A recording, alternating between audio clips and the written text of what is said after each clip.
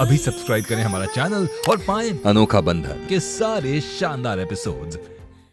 अनोखा बंधन।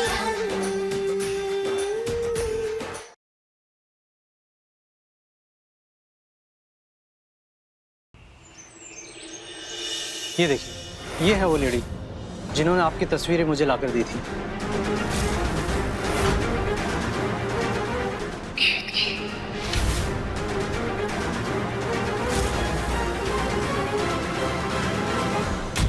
आप ना हमेशा सही कहती थी माँ। वरदान जी को अपने काम की कितनी चिंता होती है, और फिर आप हमारा बचपना जानती है ना माँ, इसीलिए वो शायद हमसे हमेशा गुस्सा हो जाते हैं। लेकिन आपको पता है माँ, आज से ना आप एक नई केतकी को देखेंगी। हम वरदान जी को ना शिकायत का कोई मौका नहीं देंगे, हमको हमेशा खुश रखेंगे। फिर तो वो हमारे साथ पहले जैसे हो जाएंगे ना माँ। माँ, हमने सब कुछ पहना है, ये भी है, ये भी है, फिर पता नहीं क्यों हमें कुछ अधूरा अधूरा सा महसूस हो रहा है।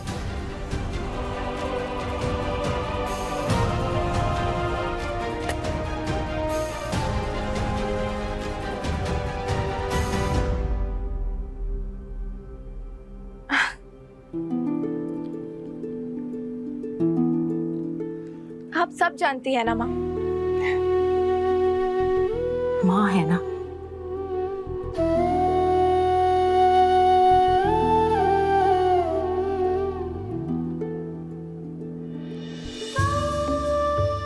आपको पता है माँ, औरों के लिए ये सिंदूर सिर्फ एक सुहाग की निशानी होगी, लेकिन हमारे लिए ये हमारे प्यार की निशानी है। और जब भी ये सिंदूर हम अपनी मांग में भरते हैं ना, तो ऐसा लगता है जैसे वरदान जी के रंग में रंग गए हों। और आज के बाद ये रंग और भी पक्का और कभी ना छूटने वाला अटूट रंग हो जाएगा।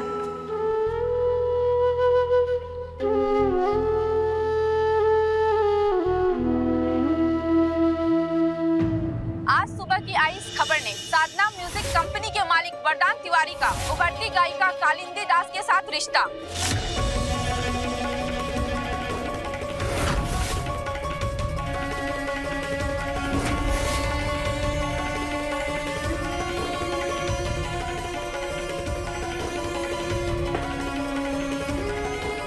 चले?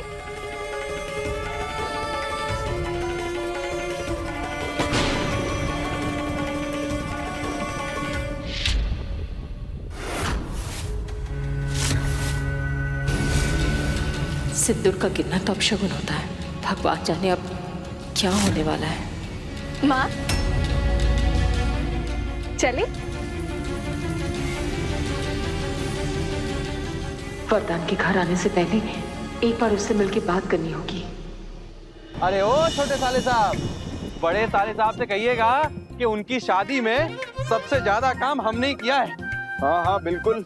हाँ, हमने क्या किया? कुछ भी नहीं, बस ये अपने हाथों से फूल लगाए हैं, लाइटें लगाई हैं, सबके खाने का इंतजाम करा है, राशन वाले को बुलाया है या हलवाई बुलाए थे, म्यूजिक सेलेक्ट करा और सबके बैठने का अरेंजमेंट किया है। बस बाकी सारा इंपॉर्टेंट काम आपने किया। जीजा जी ये हुई ना बात। अरे अब इतने लदे हुए क्या खड़े हो, जल्दी कुछ काम भी कर लो, बहुत सारा काम पड़ा है। अरे यार तुम भी ना।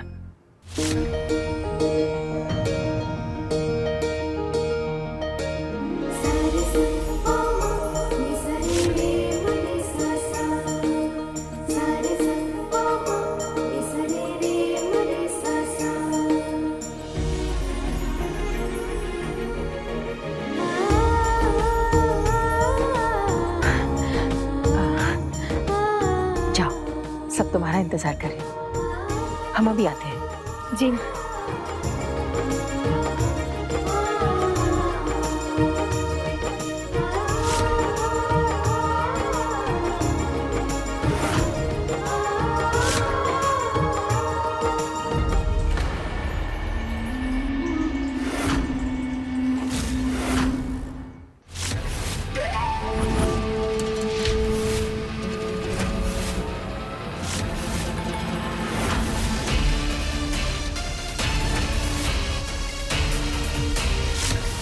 ऐसी रंगीन तिलिया मैंने तुम्हें उस आदमी के घर में भी गाड़ने को बोला था, वो काम हुआ? उस दिन मैंने घर पर पहुंच के सबसे पहले वही काम किया।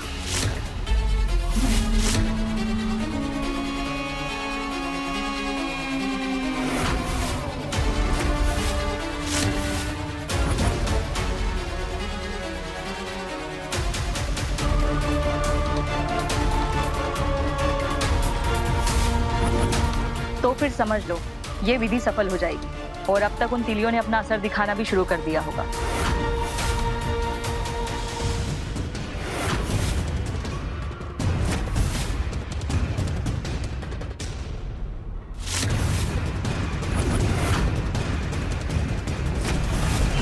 वरदान तिवारी के ऑफिस आके भी उनसे संपर्क नहीं हो पा रहा है। लगता है उनके नाजायज रिश्ते की खबर बाहर आने के बाद वरदान तिवारी मीडिया से चुप रहे थे।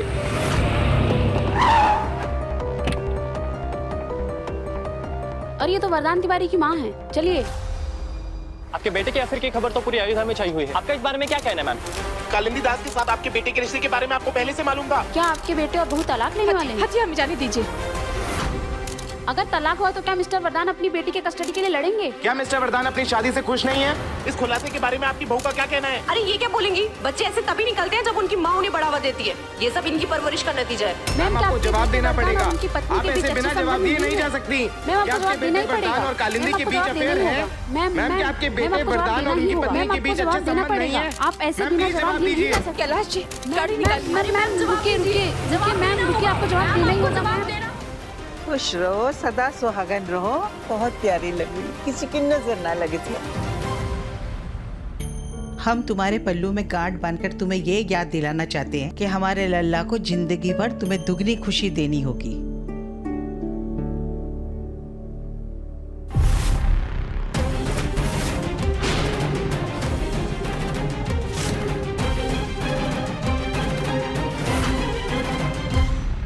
क्या हुआ? उसे यहाँ बिठाओ, उठो अब।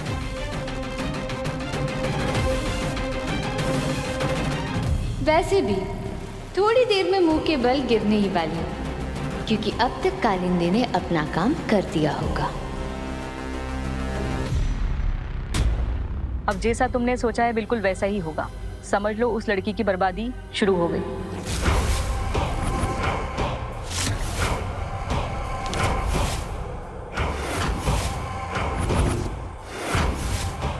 अब मैं चलती हूँ।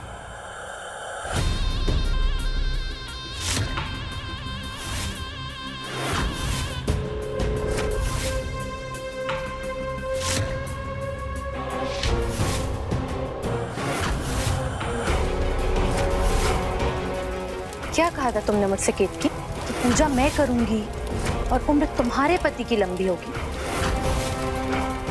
अब देखो कैसे तुम्हारी ये घर गृहस्थी के सपने इसी तरह जल के राख हो जाएंगे, क्योंकि बहुत जल्द तुम्हारा पति मेरा होने वाला है।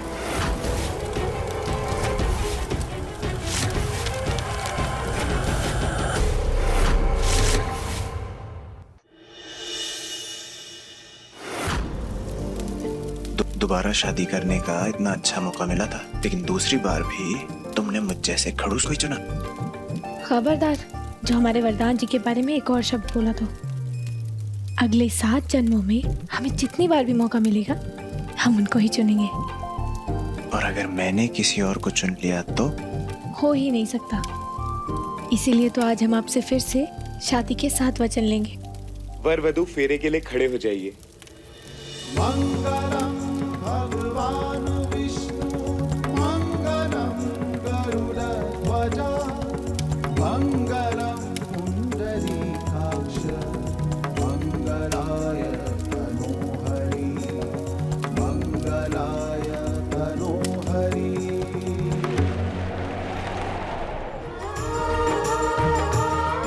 हमारे भैया भी कमाल हैं, अपनी शादी में लेट। अरे दूल्हे राजा के आने तक बारातियों का नाच गाना तो होना चाहिए ना? बिल्कुल होना चाहिए, लेकिन हम एक शर्त पे नाचेंगे आज। भाभी को हमारा साथ देना होगा।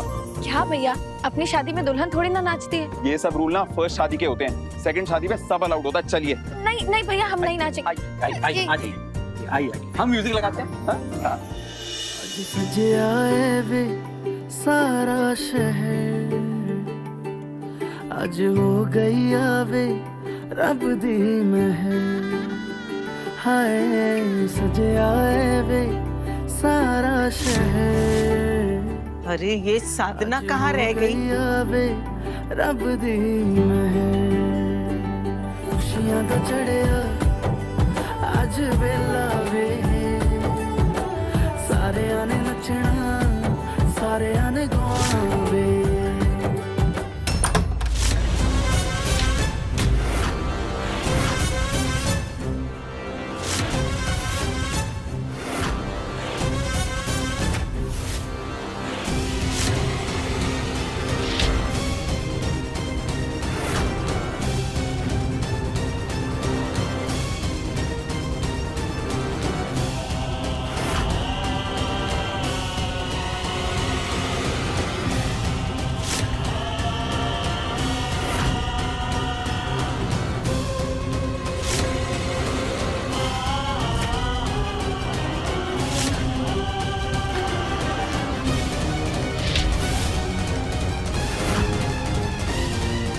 सरप्राइज मिलने पर बोलती बंद हो जाती है, ये तो सुना था।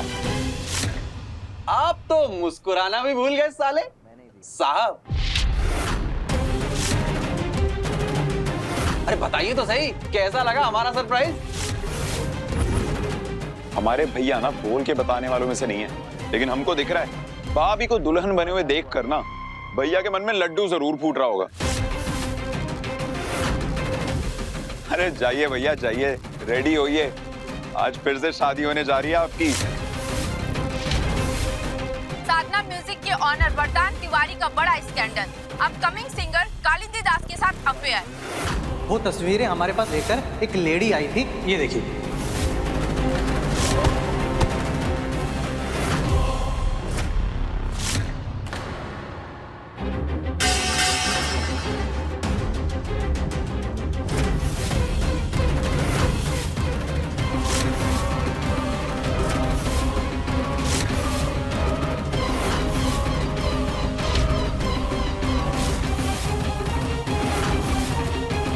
यहाँ पे कोई शादी नहीं हो रही है, जाइए आप यहाँ से।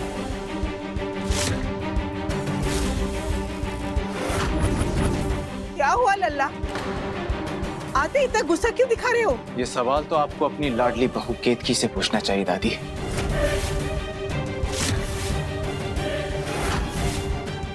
क्या हुआ वरदान जी? मैं तो हैरान हूँ केतकी, इतनी हिम्मत तुम लाई कहाँ से हो? मैंने तो कभी सोचा भी नहीं था कि मुझे नीचा दिखाने के लिए तुम ऐसी हरकत करोगी।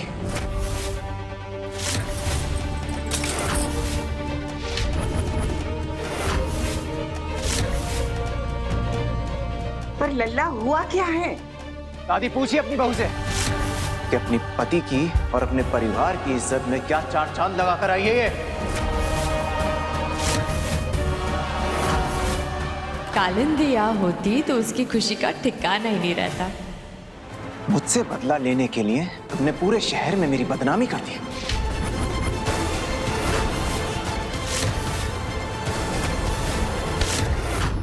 ये सब क्या कह रहे हैं भैया? अनजान मत बनो वरुण, अब तक तो वो खबर तुमने भी देख ही ली होगी ना। कौन सी खबर?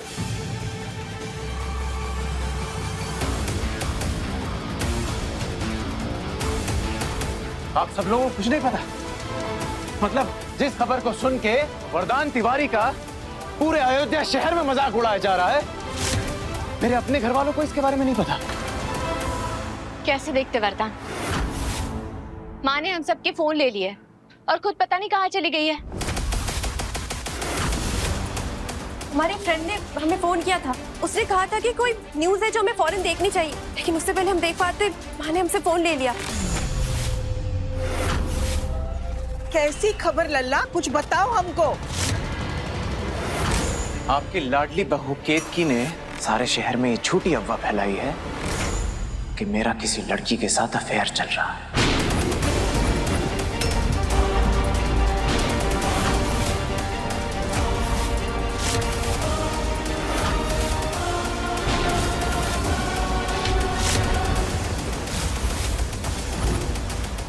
वरदान जी, हमें नहीं पता आपको ऐसा किसने कह दिया, लेकिन आप ऐसा क्यों करेंगे? ये भोला चेहरा बनाकर ना तुम घर वालों को बेवकूफ बना सकते हो, पर मुझे नहीं। मैं जो बोल रहा हूं ना उसका सबूत है मेरे पास। ये देखो।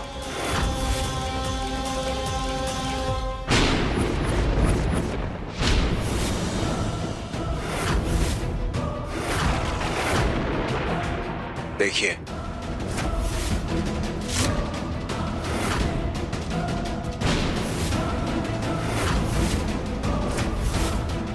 ये है आपकी बहू की सच्चाई।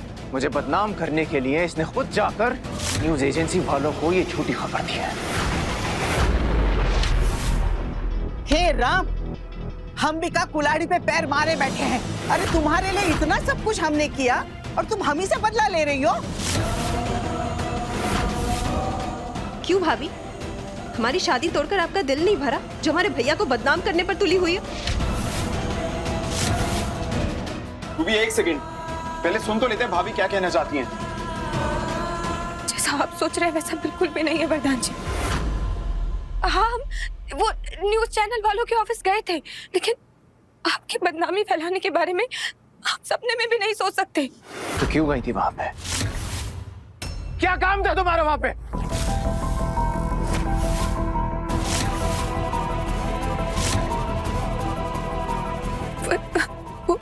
हम इसलिए गए थे क्योंकि हमें कालिंदी ने फोन किया था।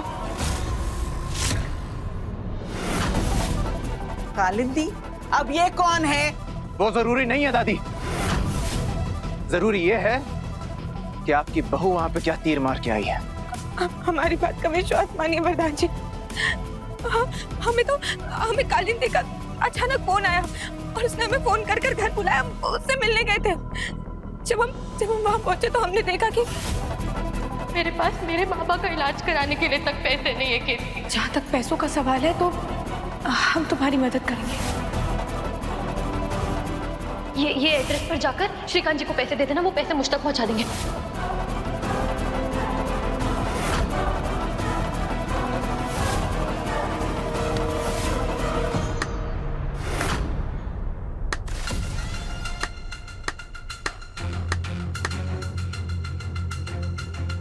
कहाँ तुम मिस इंडिया बनने के लिए निकल गई थी खेत की? तुम्हें तो लेखक बनना चाहिए। वरदान जी, हम कैसे अपनी बात पर आपको विश्वास दिलाएं? शादी के इतने सालों में आप हमारे बारे में इतना भी नहीं जान पाए। हम किसी भी बात को लेकर आपसे कितने भी नाराज हो जाए, लेकिन हमारे दिल की बात कभी किसी को नहीं पता चलेगी। तो फिर आपकी इतने बड़े शहर में इतनी बदनामी फैलाने की बात हम सोच भी नहीं सकते हैं।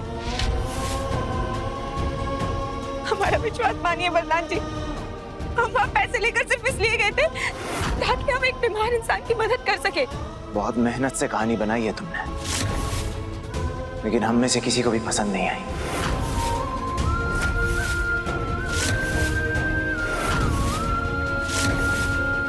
वरदान जी, हम कोई कहानी नहीं बना रहे। आपको सिर्फ एक गलतफहमी हुई है। गलतफहमी तुम पाल रही हो। तुम्हें क्या लगता है मेरे साथ ये सब करके तुम बच जाओगी? आज तक तुमने मेरा गुस्सा देखा है, लेकिन आज तुम मेरा पागलपन देखोगे। आज मैं तुम्हें ऐसा सबक सिखाऊंगा कि तुम्हें जिंदगी भर याद रहेगा।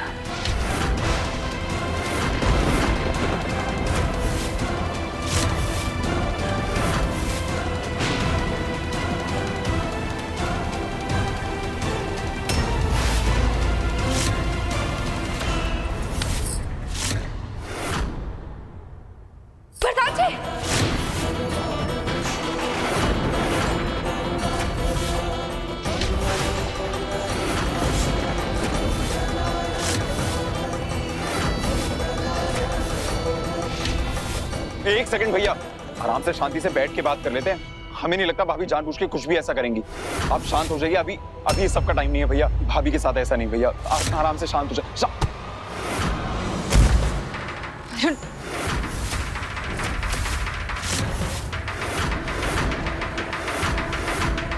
इस घर में जो भी मेरे खिलाफ साजिश करेगा, उसके लिए मेरे घर में कोई जगह नहीं है। उसके लिए मेरे घर में कोई जगह नहीं है।